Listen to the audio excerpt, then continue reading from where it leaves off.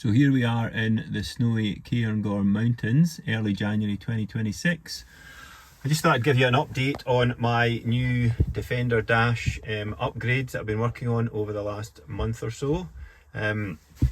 What I've got now is I have added some new screen options. So we have a little extension screen here that replaces the analog clock on the Defender, and we also have an option to display the information on a doubled in stereo.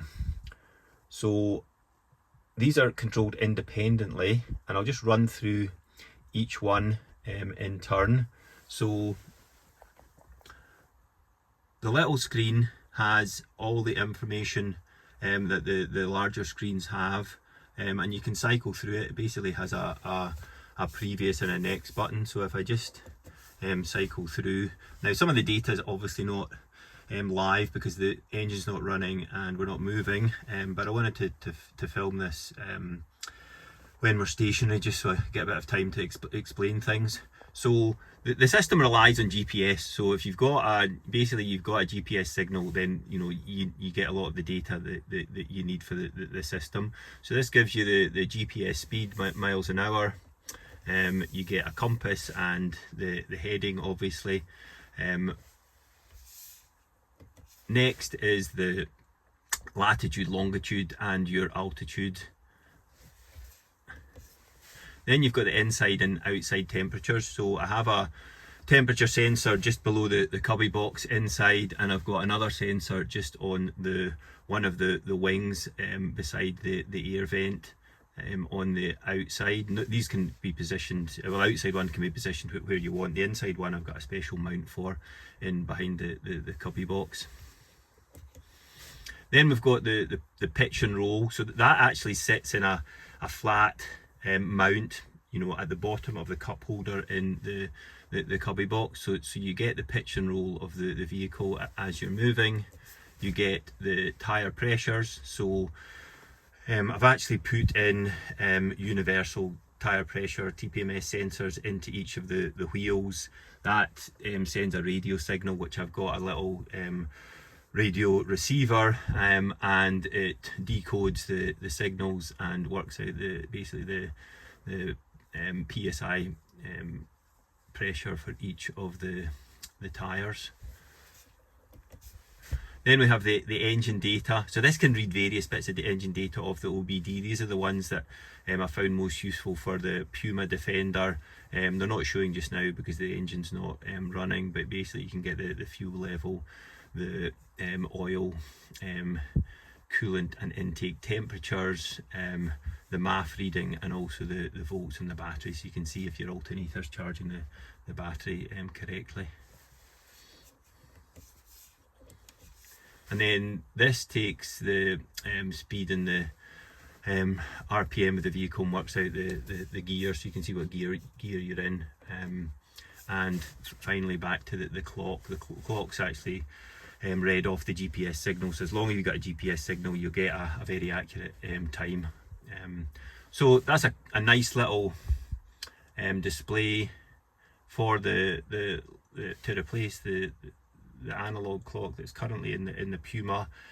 There's also this supplementary screen, basically, which you can have this data on an HDMI input into your doubled in. The screen here's got a little bit of condensation behind it because it's been so cold here, but this has got all the same data pretty much in a different format. So this is what I'm calling basically the GPS screen. It's got the speed, it's got the heading, it's marked as stop just now, and also the latitude and longitude, and then all the screens have got the time at the top, whether you've got satellite locked on, and the temperatures at the bottom. Next screen's a kind of off-road screen, so this gives you the gearing, it gives you your pitch and roll and your tyre pressures on the right hand side there. Then we've got the engine information. I need to make the fonts a little bit bigger, so there are a few things I need to tune on this, but it's more or less coming together now. And that's actually got the parking sensor. So I've not fitted the parking sensors just because of the weather. I've got all the hardware built in. I just need to connect them up and do the software, but it's just been too cold of late to do that. So the parking screen's on the double din. I've actually switched it off from the little top screen because all the screens are configurable. You can switch them on and off on each of the different displays.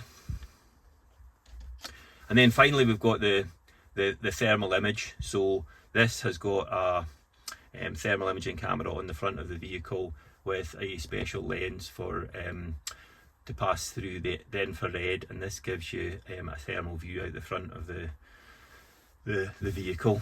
So that's all the screens on the double din. So basically the options are you can have the little screen on its own, or the little screen and the double din, or the other option is you have the little screen and a round screen which you can mount anywhere in the vehicle. So I've actually got this mounted and molded into the top of the dash, and I find this pretty useful because it's right, you know, in front of your line of sight, so it's good for the thermal camera and the speeds, etc. This can also get mounted on the windscreen with a suction mount, which is a bit of an easier place to put it. So they're all the options that you can have just now. And what I'll do is I'll patch in a little video of this other screen working after I finish this sequence. And this is the alternative display that you can use. This is mounted on the dashboard here, but you can also have this mounted on a suction mount on the windscreen.